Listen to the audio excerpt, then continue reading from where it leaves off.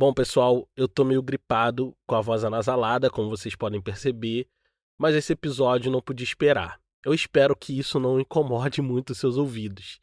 Inclusive, é bom te dizer que esse episódio aqui, ele faz parte de uma série e eu recomendo que você ouça os episódios anteriores para ter uma melhor experiência de continuidade. Esse podcast é apresentado por b9.com.br.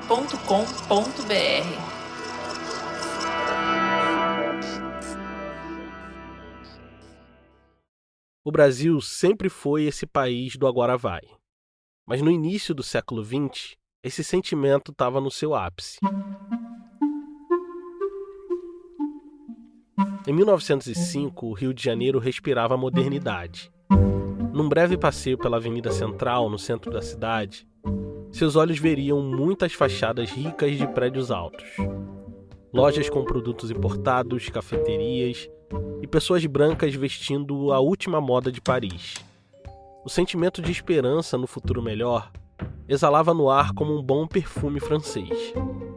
A crença no progresso, no avanço tecnológico e no fim das guerras era uma tendência mundial. A Europa vivia tempos de paz e crescimento econômico. Aviões cortavam os céus, trens a vapor cruzavam países e a industrialização trazia rapidez na produção, tornando a vida mais fácil e mais próspera. Aqueles anos de contagiante esperança e confiança no futuro ficaria conhecido como Belle Époque, a Bela Época, que era como um espírito do tempo que se espalhou pelo mundo e chegou também no Brasil. Mas aqui, como sempre, a coisa teve contornos mais dramáticos.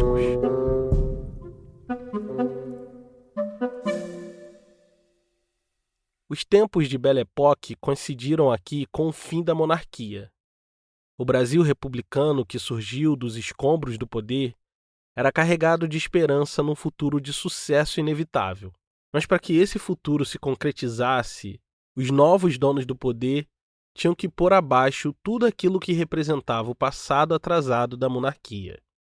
O Rio de Janeiro, a capital da República, se tornou um enorme canteiro de obras. O presidente da República e o prefeito tinham um plano de transformar a cidade numa Paris tropical. Uma nova avenida central, a nossa própria Champs-Élysées, foi construída cortando antigos prédios coloniais. A nova avenida recebeu cafeterias, livrarias e lojas de luxo com produtos parisienses.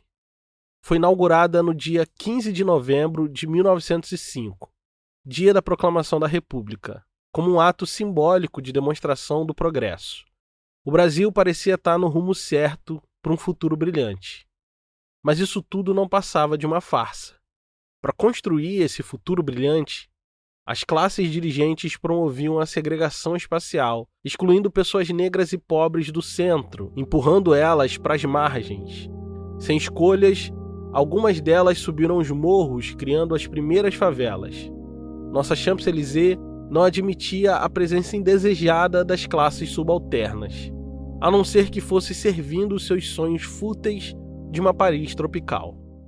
Em meio a tudo isso, atravessando aquela avenida central, entre moças de longo vestido e rapazes de bengala e chapéu coco, um homem de paletó azul marinho, com marcas de poeira e suor, caminhava lentamente em direção ao seu destino, a redação de um jornal.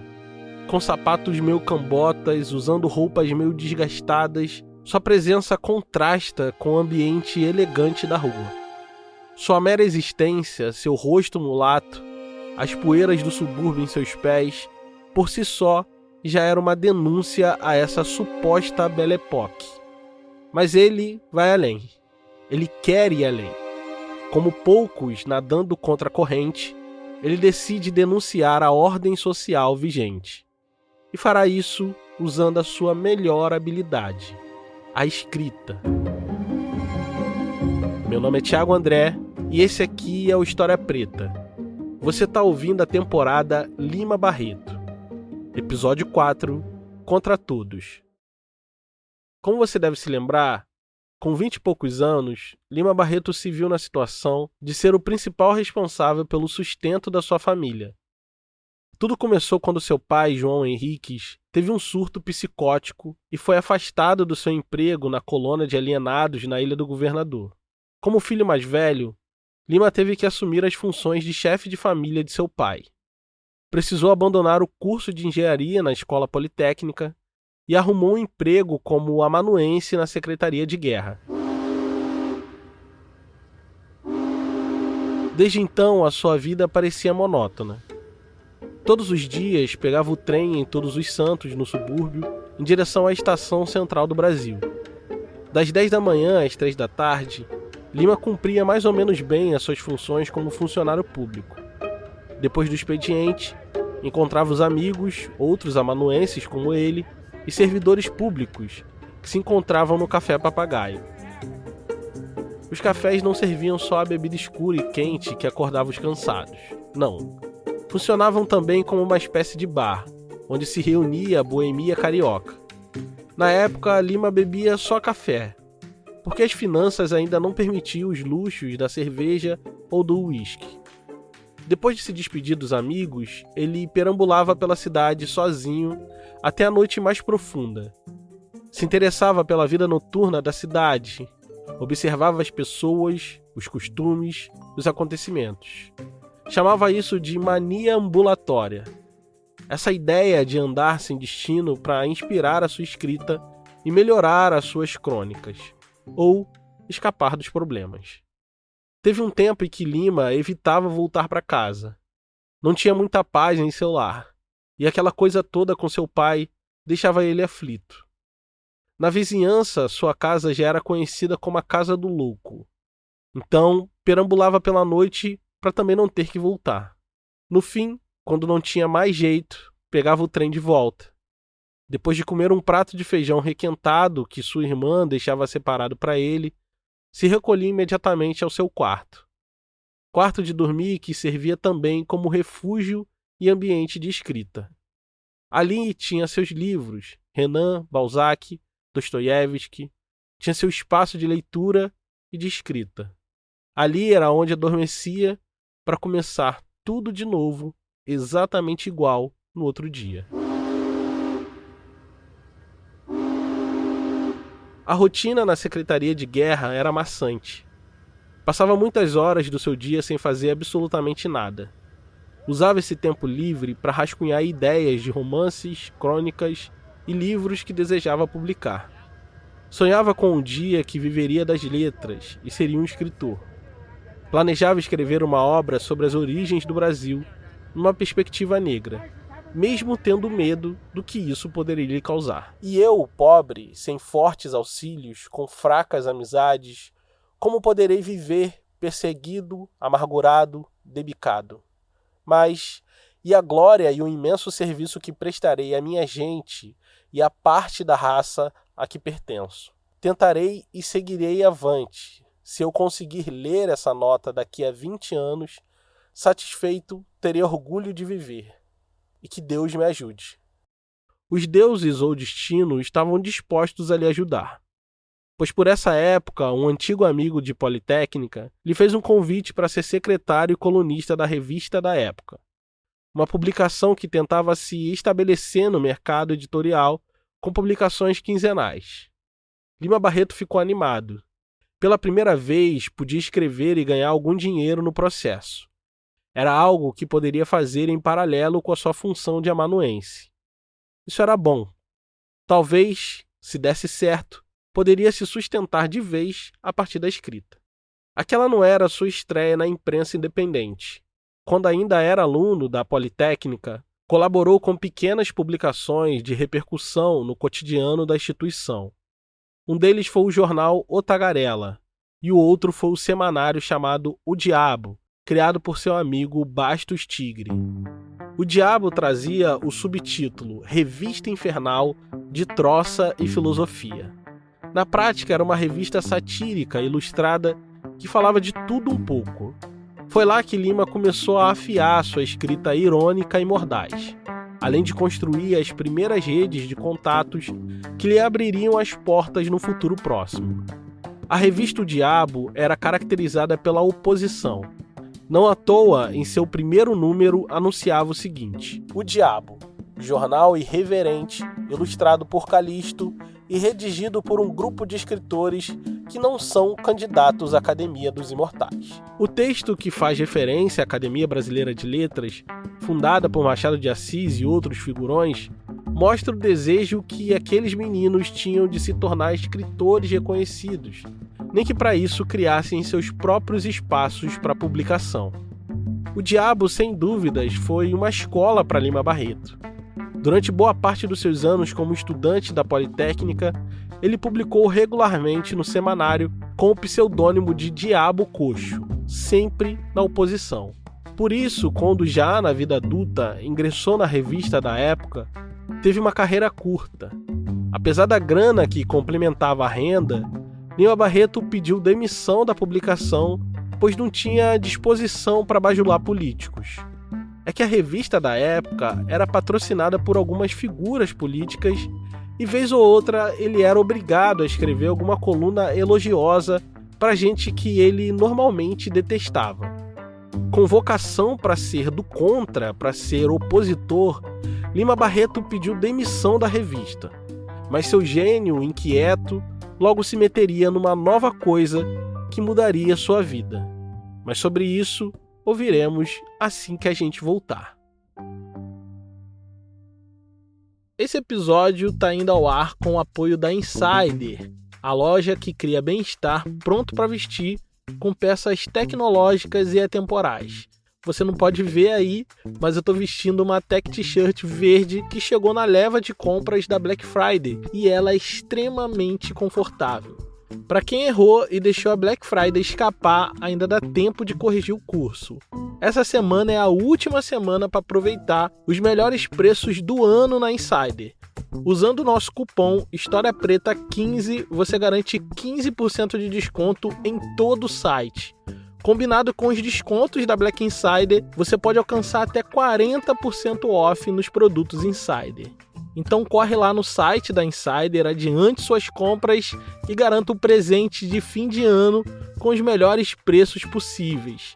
Clica no link aqui na descrição e aproveita os descontos exclusivos que a Insider separou para a nossa comunidade. Talvez tenha sido na mesa do bar ou do café papagaio o primeiro convite que Lima recebeu para escrever na mídia tradicional. Um amigo seu, Bastos Tigre, dos tempos da revista O Diabo, trabalhava no jornal Correio do Amanhã, um dos maiores jornais daquele tempo. Mal comparando, seria como se fosse uma Folha de São Paulo ou um jornal O Globo daquela época. Pode ser que tenha sido ele, o Bastos Tigre, o responsável por levar Lima Barreto para dentro da redação daquele jornal. O estilo do Correio agradava a Lima. Apesar de grande, tinha um espírito independente e desafiador. Era o periódico mais abusado da imprensa carioca. Surgiu no cenário denunciando negociatas, atacando figurões da política nacional. O Correio não tinha vocação para bajulador, e talvez tenha sido essa justamente a característica que atraiu o jovem Lima Barreto para dentro da redação. Mal sabia ele que essa experiência seria definidora da sua carreira literária, pro mal e pro bem. Ele foi chamado para escrever uma série de reportagens sobre a demolição do Morro do Castelo, justamente no momento em que a Avenida Central, nossa Champs-Élysées, rasgava a cidade e tinha um morro como seu principal inimigo. O Morro do Castelo guardava em si uma série de lendas e disse-me-disse, e estava prestes a ser completamente demolido para dar lugar ao progresso. No processo de demolição do morro, que tinha moradores e uma vida comunitária pujante, surgiu o boato de que no seu interior existiam túneis, enormes galerias, que escondiam tesouros esquecidos. Essa era uma história que teve início no período colonial, nos tempos das invasões francesas, e ganhou força com a expulsão da ordem jesuíta, e foi reanimada nos anos que o Rio de Janeiro tentava ardentemente ser Paris. Lima Barreto foi enviado para fazer uma série de reportagens que ele chamou de Subterrâneo do Morro Castelo, Percebendo o interesse popular por essas lendas de tesouro escondido e túneis, Lima decidiu escrever uma obra que mesclava descrições factuais das escavações com elementos de ficção e suspense. Abusando da ironia e do sarcasmo, Lima Barreto tirou sarro das autoridades ao descrever o castelo como o desgracioso morro condenado a ruir em breve aos golpes da picareta demolidora dos construtores de avenida. Ao todo, foram 26 textos, com uma narrativa que pesava a mão na fantasia e anunciava o talento do escritor que não tinha publicado nenhum romance. Ainda, a experiência de ser um homem negro circulando na redação de um jornalão em 1905 traria para ele uma perspectiva única da imprensa nacional. E o resultado disso seria um livro, um romance que não traria nenhum dinheiro, mas daria muita dor de cabeça. É triste não ser branco, escreveu em tom de desabafo em seu diário íntimo. Olhava ao seu redor e via uma sociedade racialmente desigual. Sabia bem que a cor da sua pele e sua origem racial representavam uma barreira invisível entre ele e o seu desejo de ser escritor. Talvez por isso, o seu primeiro projeto literário fosse escrever uma história sobre a escravidão no Brasil e os seus efeitos na sociedade brasileira. Foi o primeiro registro em seu diário íntimo. Eu sou Afonso Henriques de Lima Barreto. No futuro, escreverei a história da escravidão negra no Brasil e a sua influência na nossa nacionalidade. Talvez esse realmente fosse o seu projeto de vida. Mas com o passar dos anos, isso foi se modificando. Nos seus primeiros anos de amanuense, passava muito tempo livre no trabalho. Usava o tempo ocioso para rascunhar projetos literários que nunca viriam à luz do dia. No dia 12 de janeiro de 1905, ele escreveu o seguinte no seu diário: Veio-me a ideia, ou antes, registro aqui uma ideia que me está perseguindo. Pretendo fazer um romance em que se descreve a vida e o trabalho dos negros numa fazenda. Será uma espécie de Germinal negro, com mais psicologia espacial e maior sopro de epopeia. Animará um drama sombrio, trágico e misterioso, como os do tempo da escravidão. É possível perceber, através dos seus diários, que Lima Barreto tinha um desejo íntimo, um interesse especial por questões raciais. Do alto dos seus 23 anos, ele não escondia sua pretensão de ser um escritor da saga do negro brasileiro, mesmo sabendo que isso poderia lhe trazer consequências. Dirão que é negrismo, que é um novo indianismo, e a proximidade simplesmente aparente das coisas turbará todos os espíritos em meu desfavor. Sabia que ele, um escritor vindo das bordas da cidade, mulato, como diziam, jamais seria perdoado por escrever essas coisas de negros. Até porque escrever e ser publicado era uma tarefa difícil, quase impossível.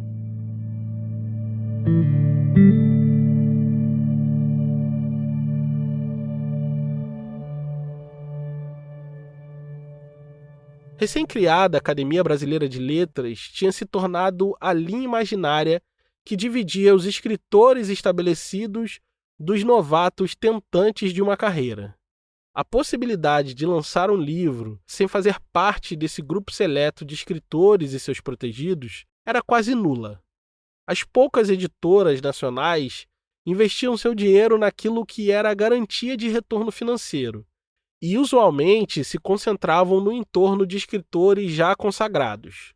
Aos novatos sem padrinho ou de amizades fracas como Lima Barreto, o melhor caminho era comer pelas beiradas a partir da imprensa, publicando crônicas, textos opinativos ou publicar os seus romances aos poucos nas páginas dos jornais em formato de folhetim. O formato era interessante.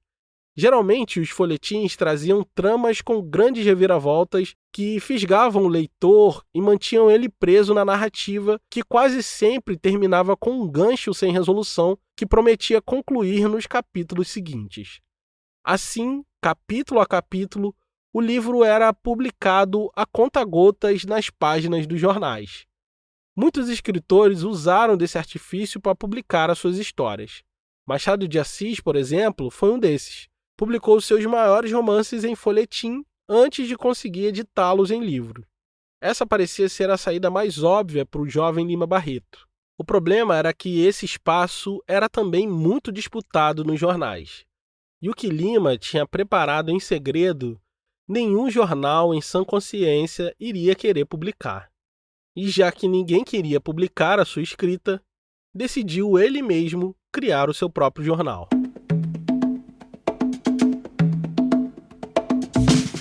Na verdade, ele não criou sozinho. Juntou seus amigos de Politécnica e outros amigos de bar e decidiram, talvez na mesa do Café Papagaio, que iriam criar uma publicação bimensal de crítica literária. A ela deram o nome de Floreal. O nome era uma referência à Revolução Francesa, que lembrava a primavera e a liberdade dos povos. A intenção do grupo era bem clara. Queriam criar o próprio espaço de publicação de seus textos e disputar o mercado editorial da capital republicana. Já no primeiro número escreveram o seguinte: nenhum de nós teve a rara felicidade de nascer de pai livreiro. E pouca gente sabe que, não sendo assim, só há um meio de se chegar ao editor. É o jornal. Eles se definiam como literatos fora do padrão. O padrão, no caso, era a Academia Brasileira de Letras, que julgavam ser uma literatura muito presa às regras gramaticais, distante da língua popular. A Floreal juntou um time de redatores que se propunha a ser fora da curva. Burros ou inteligentes, gênios ou medíocres, só nos convencemos de que somos uma ou outra coisa indo ao fim de nós mesmos, dizendo o que temos a dizer com a mais ampla liberdade de fazê-lo. Esse grupo escolheu Lima Barreto como coordenador do projeto. Ele dividia seu esforço literário com o trabalho de amanuense, mas sabia que valia a pena lançar aquele projeto que era muito diferente do que se fazia até então. A Floreal era contra tudo e contra todos.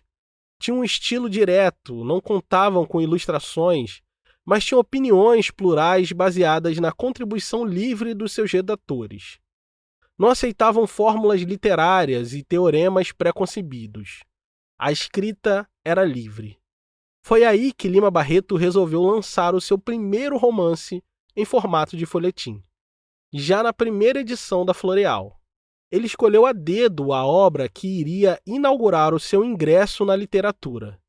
Ele tinha algumas coisas prontas ou quase acabadas, mas ele escolheu uma com potencial para polêmica, de causar agitação.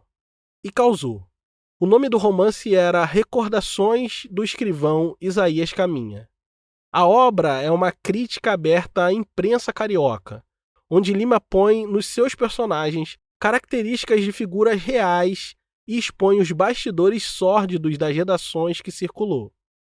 O livro, que tinha acabado de ser escrito, narra a história de Isaías, jovem negro que morava distante do centro e vem para a cidade arrumar um emprego num jornal, mas acaba penando para crescer, pois sofre todo tipo de humilhação, tristeza e preconceito de cor. Muito parecido com Lima Barreto. E não é mero acidente. Essa é uma obra ficcional autobiográfica que o autor põe no livro pessoas reais do seu cotidiano, trocando apenas os seus nomes. Boa parte da trama se passa no jornal O Globo, que não tem nada a ver com o Globo que a gente conhece hoje em dia, e que seria fundado só anos depois por Irineu Marinho. O Globo de Lima Barreto era uma sátira do jornal Correio do Amanhã, onde trabalhou por um tempo. Nesse romance, Lima vira suas artilharias para aquilo que chamou de jornalismo burguês, do qual o Correio era um dos seus maiores representantes. Deixando seu pensamento fluir pela boca de Isaías, ele critica abertamente o estado da imprensa naqueles dias. O jornal já prestou serviços, de certo, não nego, mas quando era manifestação individual, quando não era coisa desse lucro. Hoje é a mais tirânica manifestação do capitalismo e a mais terrível também. Mas o Recordações não se limita à crítica ao jornalismo burguês. Ele também dá conta de denunciar as desigualdades de raça, classe e território. Não à toa, o personagem principal sai das margens para o centro. É pobre, jovem, bem educado e tem uma tez de cor azeitonada e andava cheio de planos. Era o próprio Lima Barreto. A virada na vida de Isaías começa quando o personagem vê por dentro as engrenagens do mundo que pretendia ingressar e acaba perdendo a inocência e assumindo um tom cético. O formato dos folhetins cooperava para que o romance ganhasse fôlego, aguçando a curiosidade dos leitores. Quem será que o Lima Barreto vai criticar e expor no próximo número? O segundo número da Floreal fechava com a continuação de Recordações de Isaías Caminha. Lá, Lima apresenta novos personagens reais escondidos em nomes fictícios, que eram facilmente identificados. Aliás, a graça era descobrir de quem ele estava falando. Ao criticar a imprensa burguesa, ele aponta para Edmundo Bittencourt, dono do Correio do Amanhã, e o apresenta como um indivíduo autoritário, hipócrita, mestre em destruir reputações em nome da moral, mas não passava de um corrupto devasso, dirigente de um jornal que na verdade era um museu de mediocridade. Lima não poupa também os cronistas que fazem morada naquela redação de jornal. Ao criar o personagem Raul Gomes, esperava atingir João do Rio, cronista que por acaso foi o homenageado da Flip neste ano de 2024. Em Recordações, ele é descrito como uma figura superficial, um falso literato com uma voz de parto difícil, que nas palavras de Lima, lembrava uma raça qualquer de suíno. Pesado. Não sei o que João do Rio fez pessoalmente a Lima Barreto. Sei o que ele faria depois de ler essas palavras. Mas a verdade é que o João do Rio, em seu livro As Religiões do Rio, que foi lançado poucos anos antes disso, usou termos semelhantes ao se referir às religiões de matriz africana, que chamou de antros de gorilas manhosos e de uma súcia de pretas cínicas e histéricas. Lima então usa o seu romance para humilhar e dar o troco a João do Rio. Mas o cronista não foi o único alvo. O escritor Coelho Neto é descrito por Lima como prolixo e superficial. Sobraria bordoada também para José Veríssimo, crítico literário, e alguns tantos outros jornalistas e escritores proeminentes. Lima denunciava no texto a superficialidade, o sensacionalismo da imprensa que buscava por escândalos vazios.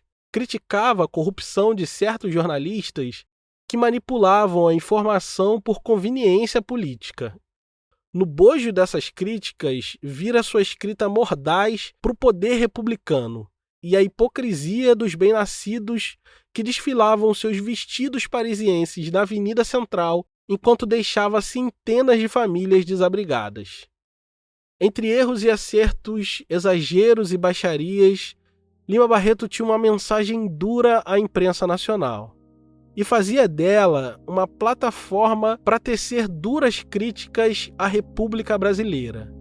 Lima sabia que aquele romance tinha o poder para causar um reboliço no país e, por isso, decidiu publicá-lo. Assim, fica claro que Lima Barreto fez uma escolha consciente ao se apresentar na cena literária atacando o status quo que sustentava os privilégios a partir de uma obra combativa, um romance de crítica social. Não há coincidência no ato de Lima Barreto escolher exatamente Recordações do escrivão Isaías Caminha para se lançar como escritor no Brasil. Aquele romance era um desabafo entalado na garganta e que precisava ser dito. Agora, finalmente, Lima Barreto era um escritor. Tinha o seu romance de estreia. Mas as escolhas, mesmo conscientes, têm suas consequências, e as de Lima Barreto trariam um desfecho irreversível. É sobre isso que vamos falar nos próximos episódios de Lima Barreto. Esse episódio só foi possível graças à contribuição generosa de nossos apoiadores. Se você gosta do nosso trabalho, considere nos apoiar em apoia.se/História Preta ou em orelo.cc/História Preta. Caso queiram fazer um apoio pontual, nossa chave Pix é historiapreta@gmail.com. Esse episódio foi escrito e pesquisado por mim, Thiago André, e a identidade visual é do Raimundo Brito e do Estúdio Duna. A gerência da comunidade é da Carolina Ferreira. A bibliografia que dá base para esse episódio está aqui na descrição. Obrigado por ouvir e até a próxima.